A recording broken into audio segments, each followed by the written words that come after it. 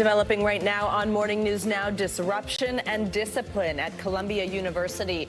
Chaos overnight as pro-Palestinian protesters storm and occupy a school building just hours after university officials began to suspend students who failed to leave an on-campus encampment. The university has conducted itself with obstinacy and arrogance. Where we asked for amnesty, they gave us more discipline. All this as the protests grow at colleges from coast to coast. Plus, Secretary of State Antony Blinken in the Middle East amid signs of progress toward a possible ceasefire. We'll have the latest. Tragedy in Charlotte. It's being called one of the deadliest attacks on law enforcement in years. This morning, a community and the country grieving the deaths of 4 officers shot and killed while serving an arrest warrant at a home. But we're learning about what happened. Also this morning, bracing for the worst, millions of people facing the threat of heavy rain, damaging hail, even tornadoes, just days after severe weather ripped through several states. We're tracking the conditions and the areas that could get hit the hardest. And little words, big business. She's living proof that a little positivity goes a long way. In our latest edition of Women Mean Business, I'll introduce you to the founder of a jewelry company whose wearable affirmations have gotten a lot of high-profile attention. Looking forward to that conversation. Good to have you with us on this Tuesday morning. I'm Joe Fryer. And I'm Savannah Sellers. We begin this morning with those escalating tensions between Columbia University administrators and pro-Palestinian demonstrators on campus. Overnight, students were seen smashing windows and occupying an academic building on campus. It comes just hours after the university began suspending students for failing to vacate the encampment yesterday. Administrators have yet to say how many students have been suspended. NBC News correspondent Bree Jackson joins us from Washington with the latest on these protests all across the country. Bree, good morning. Good morning, Joe, Savannah. So in an email this morning, Columbia University is urging its students to avoid coming to the main campus there, saying the safety of every single member of its community is paramount. Now, this as protests at colleges and universities continue to grow, even as more schools threaten academic consequences. A dramatic escalation overnight at Columbia University, where protesters entered a building on campus. Some demonstrators were seen breaking windows as others attempted to barricade themselves inside. Students are taking a stand at colleges and universities nationwide. They're calling for a ceasefire in Gaza and for schools to cut financial ties with Israel. We demand divestment. We will not be moved unless by force. On some campuses, police have arrested dozens of demonstrators. At Columbia University, which has become the epicenter of the movement, school officials have turned to suspending students. So many of the students feel like our voices weren't being heard. We'd have protests, we'd have marches, we'd have petitions. The growing calls for action come as $9 billion in aid makes its way to Gaza as part of the $95 billion package Congress passed last week. Secretary of State Antony Blinken is in the Middle East, pressing for Israel to do more to protect civilians and for Hamas to release hostages. Hamas has before it a proposal that is extraordinarily generous on the part of Israel. And in this moment, the only thing standing between the people of Gaza and a ceasefire is Hamas. As ceasefire talks continue, so do protests. And here on Capitol Hill, later today, House Speaker Mike Johnson is set to make an announcement cracking down on what he says is anti-Semitism spreading through college campuses. His office also says there's going to be a new effort that would include wide-ranging investigations focused on holding administrators accountable for failing to keep students safe. Back to you. All right, Bree Jackson. Bree, thank you. Well, this morning, Hamas officials are considering the latest ceasefire hostage proposal, as you heard, after talks with mediators ended in Egypt late last night. NBC News has learned that Israel is waiting for Hamas's response before sending its own team of negotiators to Cairo. The talks come as Secretary Blinken continues his own diplomatic push for a ceasefire in Gaza while touring the Middle East. Secretary Blinken is meeting with the King of Jordan this morning before heading to Israel later tonight. Efforts to reach a truce are growing more urgent. Health officials in Gaza say at least 40 Palestinians were killed in Israeli airstrikes yesterday. The enclave remains on the brink of famine as Israel prepares for a full-scale assault on Rafah. NBC News White House correspondent Monica Alba joins us now. Monica, good morning. So yesterday, President Biden spoke with the leaders of Qatar and Egypt who are mediating these talks. What was his message to them? Does he believe there is room for optimism on a deal here? Well, that is certainly the hope in the Biden administration this morning, and they are pushing on all fronts, diplomatic and, of course, political. And we know that with Secretary Blinken there, they're trying to use all of that kind of power to see if it's possible to get to a deal. But the president, specifically in his phone calls yesterday with those key leaders in the region and in these talks, really did ask them to exert every single effort possible to get to a deal that would result in a 6-week pause in the fighting in exchange for the release of at least an initial wave of hostages and then potentially a second one, depending on what the terms are. But really, we've been in this place so many times, Savannah and Joe, in the last couple of weeks and months where it seems like a deal could be on the brink. But the final details, the final pieces of this puzzle that need to come together are so delicate and so specific. And that is often the most difficult part. So many are viewing this as a sort of now or never week. It's really critical because there's the potential looming invasion of Rafah, which Israel is pledging to do now with or without a hostage deal that is adding to the timing of all of this. So the president really trying to use every lever he has available to try to see if this can get done. So, Monica, Secretary Blinken in Jordan today before heading to Israel later. Right now, what do we expect his message to Israeli officials to be? And you saw a little bit of a preview there where he did call this deal extremely generous. And he really did say that the only thing stopping this deal currently is Hamas, because Israel has made certain concessions, things that they had asked for in original rounds, they've now compromised on. And so the U.S. is effectively saying this is the best deal you're going to get. And the moment to do it is now, because the need for the humanitarian aid that needs to get into Gaza is simply getting worse by the day. And so they're continuing to appeal, of course, to the countries that are involved in these talks on that front as well, saying, of course, any kind of a temporary ceasefire would allow for so much more aid to get in through countries who have been helping, like Jordan, and that's part of the conversation today. All right, Monica Alba, thank you so much.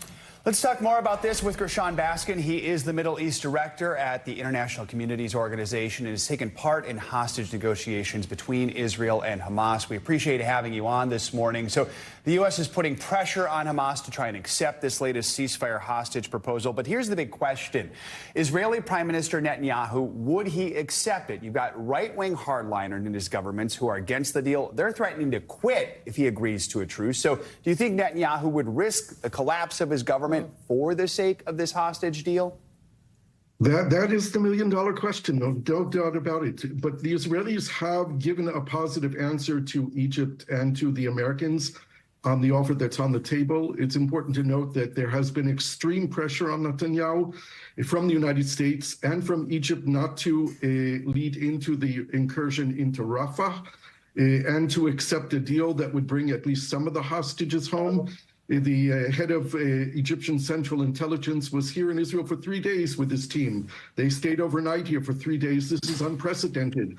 And now everyone is applying the same pressure on Hamas to say yes to the deal, and we're waiting for their answer. If there is a yes, both sides have made significant compromises on things that were just a week ago non-starters. For Israel, having to compromise on allowing the free movement of displaced Palestinians from the south of the Gaza Strip to the north of the Gaza Strip, and Hamas making compromises on their demands that this be the final end to the war, including an Israeli withdrawal from Gaza.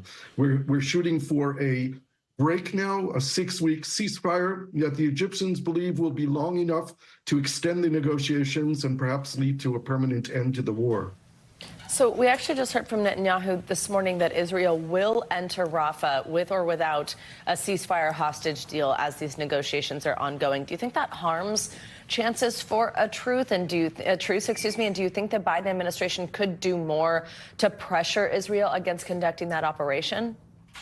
I think there's extreme pressure on Israel not to do it, both from the United States and other allies and from Egypt and the Saudis and others. But a threat isn't worth anything if you don't intend to use it. So the threat is on the table, and it is aimed to threaten Hamas that this is what Israel will do. Obviously, if there is a deal, if Hamas agrees and the Israeli team goes to Cairo and they negotiate the details and the logistics of the first part of the deal, then the Rafah incursion will be put aside.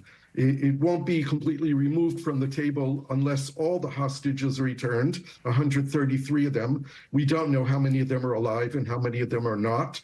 But that is ultimately what Israel needs to have happen, is to get all the hostages out of Gaza. Gershon, in the last few weeks, we've seen several proof-of-life videos that appear to show Hamas hostages.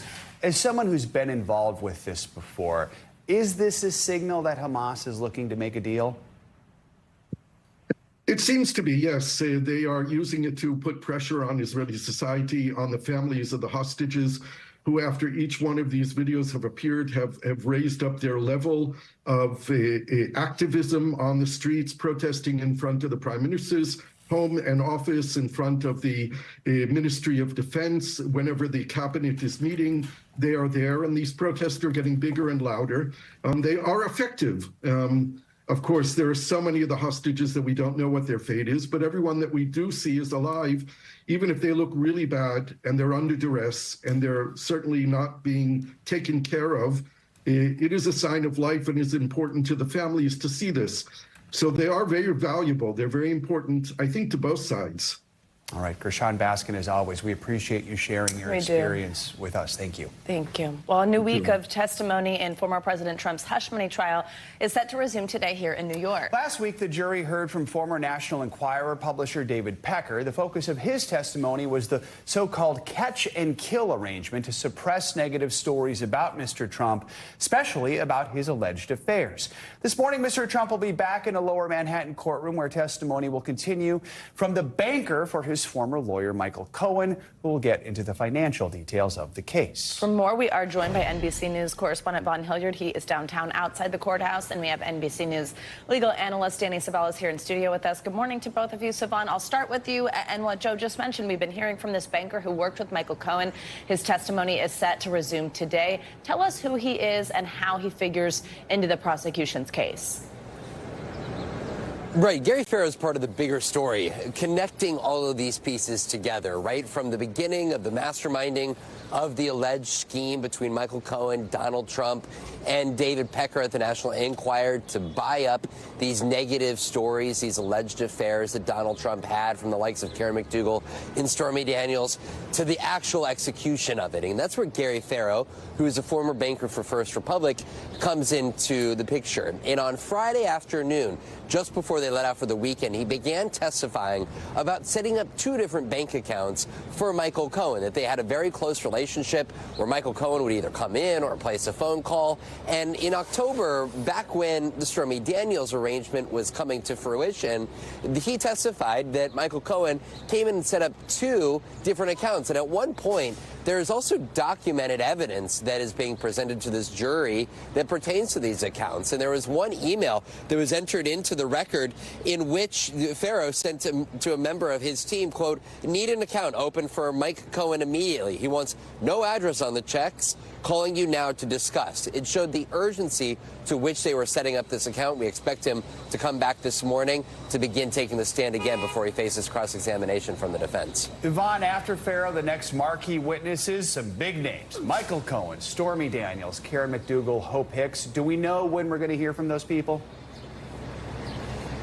No, not at this point in time. At this point, the District Attorney's Office has been giving the defense team for Donald Trump a heads up about who the singular next witnesses that could come forward. But they usually are not giving that until hours before, if not a day before. So at this point in time, it's up in the air. We could see potentially Stormy Daniels next, or Karen McDougal, or former Trump aide Hope Hicks. Again, we're looking at this trial lasting anywhere from, 4 to 6 more weeks here. So there's still plenty of time for those witnesses to come forward.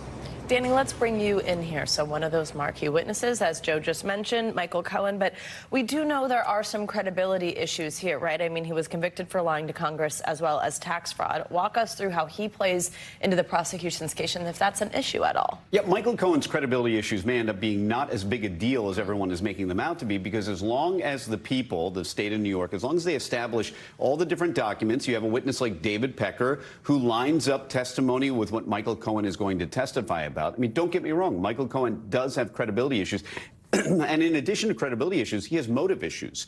That's going to be explored as well. He has a motive to get Donald Trump. And you better believe the defense is going to hit him hard on that issue, that this is some kind of revenge plot. I believe that was the title of one of his books, I think. So this is something that Michael Cohen, he's mostly going to be authenticating documents, laying foundations. And yes, the defense can potshot at him about his credibility. But if the people do this right, it won't make that much of a difference. And they've already gotten out in front of it on their end, saying, yeah, we know our guy has credibility issues. That's the way to handle it. Let's talk about the gag order. We have another hearing on this set for this week. We had the one last week, and we still don't really have a decision from the judge on that. Why is that? Look, gag orders are pretty rare to begin with, but rolling gag orders where you're like, it seems like we're going to be in a situation where it's like, okay, let's just do every Tuesday for the gag order or the every Thursday. And now we have a second hearing and we don't even know the result of the first hearing. It's an interesting position because at least as to his first decision, Justice Merchan's going to have to draw some lines and decide what is violative and what is not. And then that, of course, will govern the future gag order violation hearings. And I suspect we're going to have more than just the one that is currently scheduled. This seems to be something that's going to be happening every week. Danny Ceballos, Vaughn Hilliard, thank you both very much for being with us. The city of Charlotte is grieving this morning after 4 law enforcement officers were killed in the line of duty while serving a warrant yesterday. It is one of the deadliest attacks on law enforcement in recent years. We've learned the warrant was for possession of a firearm by a convicted felon. Charlotte-Mecklenburg Police Chief Johnny Jennings says a U.S. Marshals fugitive task force approached the suspect, and the suspect opened fire on them with a high-powered rifle. The task force returned fire, and the suspect was killed, but then they were met with additional gunfire that came from inside the house. 2 people inside the house were detained as persons of interest. 4 other officers were injured. Jennings is calling it a tragic day for the city. Today's an absolute tragic day for the city of Charlotte and for the profession of law enforcement. Today we lost some heroes that are out to just simply trying to keep our community safe. NBC News Justice and Intelligence Correspondent Ken Delany joins us now. So, Ken, where does the investigation stand this morning? Have investigators released any new information about the suspect? Good morning, Joe and Savannah. They have not officially named the suspect, although there are reports out there naming him, and they have said that he had a lengthy criminal history. Felon in possession of a firearm is a serious charge, but it's not murder, for example, but it just underscores that law enforcement officers never know what they're going into when they go to serve a warrant. It's such a dangerous thing, and it has resulted so often in tragedy, guys. What are we learning about the officers who were killed? Yeah, again, those names are starting to trickle out. We know that one local police officer who died after being treated in the hospital was the father of a 3-year-old, left a wife and child. Others have not yet been identified. So we know that there was 1 U.S. Marshal who was killed, and then 2 members of the Marshals Task Force who turned out to be state correctional officers, and then that 4th local Charlotte-Mecklenburg police officer. Ken, put this in perspective for us, not just how big of a loss this is for that community, but really for law enforcement officers nationwide. Yeah, absolutely, Joe. It's viewed as a national tragedy. There were, until this point, 51 officers killed nationally in the line of duty. So Attorney General Merrick Garland issued a statement. President Biden issued a statement noting that these are officers who rushed into harm's way and who made the ultimate sacrifice. Every police officer, every law enforcement officer and their families are thinking about those men today. All right. Ken Delany and Ken, thank you so much. Now let's get to the severe weather causing widespread damage to the middle of the country. People are picking up the pieces this morning after a massive tornado ravaged parts of Oklahoma. There's a further risk of more severe storms today for parts of the Midwest. Meteorologist Angie Lassman will have more on today's forecast in just a moment. But first, NBC News correspondent Jesse Kirsch has the latest from Oklahoma. Hey guys, good morning. We're getting a closer look at even more devastation here in Sulphur, Oklahoma. Take a look at this truck. The windshield blasted in. You've got debris hanging off the side of it, and just look at this truck. It's just mangled metal now, and over here we've got piles of bricks. I'm trying to be careful where I step because we've got bricks on the ground, we've got wood, we've got shards of glass, shattered glass all over the place, and just look at what's left of this structure. just the mangled metal, the cables, the wooden beams, and again, just all of these bricks scattered around here. We're getting some more information about at least one of the people who lost their life here in Sulphur. The fire chief yesterday saying that he knew the individual who died here in this small city. He referred to her as a hometown girl. We're also learning more about the storms that have happened across this region. The National Weather Service has now said that one of the tornadoes in Oklahoma, not the one here, but one of the other tornadoes in Oklahoma, is now an EF4, so even stronger than previously thought, with winds gusting up to 170 miles per hour. And again, we're just looking at the aftermath of these storms, and there is the potential for more tough weather in this community in the days ahead, guys. Back to you. All right, Jesse Kirsch, thank you so much. Yeah, and as Jesse mentioned, another round of severe weather could be in store for millions of Americans. Yeah, Angie Lastman is with us to track the severe weather for us. Hey, Angie, good morning. Hey, good morning, guys. A busy couple of days for us as we gear up for, yes, exactly what you just said, more severe weather. We've also got a line of some showers and thunderstorms that's working its way to the east, stretching from the Great Lakes down to parts of the Tennessee Valley. This is eventually going to work into parts of the East Coast and leave folks with little rain to contend with today. But we could also see the potential for some flash flooding, specifically across parts of the Adirondacks in the interior northeast. Moving a little farther to the west, though, across the midsection of the country, spots that you just heard Jesse talking about, that's where we're going to see the potential for some of these stronger storms again today. This highest risk is going to stretch from Iowa down into portions of Kansas and Oklahoma. You can see there is an enhanced risk centered right over Kansas City to Des Moines.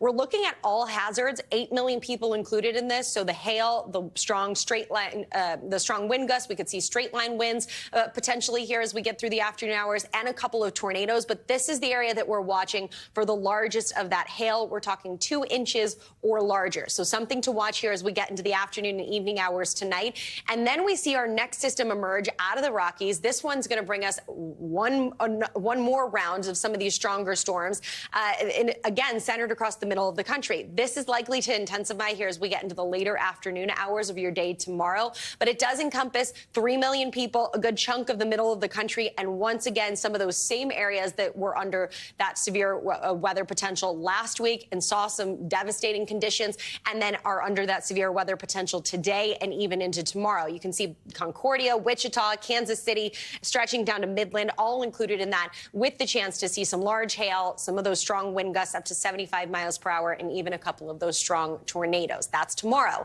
And on top of that, we've got some heavy rain that we're going to watch as well. Those hourly rainfall rates will likely be quite impressive, 1 to maybe 2 inches of rain per hour. Omaha, Kansas City, Oklahoma City, and stretching as far south as Austin, all included in that slight risk of some flash flooding as we gear up for a couple of inches of rain. We could see 1 to 2 inches for the more widespread areas, but upwards of 3, even as high as 5 inches of rain is possible for those localized amounts. So on top of the potential to see the strong storms that bring all of those same hazards, the hail, the winds, and the tornadoes, we've also got the chance to see some of the flooding concerns. Only a few flood alerts are up right now, but we'll likely see that start to advance and start to expand here as we get into your day tomorrow with all of that rain working through. As we look ahead to the end of the work week, we've got nice conditions along the East Coast, but that same system will march its way a little farther to the east, and that flood risk is going to be centered across parts of the south. So the southeast stretching up into parts of the Great Lakes. That's where we'll see some of that rain. We could even pick up a little bit of snow across parts of the northern Rockies. We'll see plenty of sunshine for our friends as we round out the work week on the West Coast. And then we gear up for some more rain. West Coast and the East Coast and even the middle of the country looks a little unsettled for us here for Saturday. That storm risk will be something we'll keep an eye on for parts of the southern plains. Plenty of heat to contend with across the desert. And as we finish up our weekend, we're looking mild but wet for the East Coast. We'll still be dealing with some of those showers and thunderstorms that we'll have to watch across parts of the plains, and that stretches all the way up into the Northeast. If you're looking for a little bit of sunshine, the Great Lakes, the Midwest, the northern plains, that's where we'll see nicer conditions. Temperature-wise, will be quite warm along the Gulf Coast with highs into those mid to even upper 80s. We could see a couple of 90s across the Sunshine State. Plenty of warm warmth for folks across the desert Southwest, too. And you guessed it, a little bit more of that snow and rain that we'll have to contend with across parts of the Cascades, the Rockies. Out west, we'll see that. So some unsettled conditions, guys, over the next couple of days. But specifically today and tomorrow is our greatest risk for some of those strong storms. The severe storms that we saw were so damaging across much of that same region Friday and Saturday. So we'll be watching closely those same areas today. All right. Thank you so much, Angie. Appreciate it. Thank you. Thanks for watching. Stay updated about breaking news and top stories on the NBC News app or follow us on social media.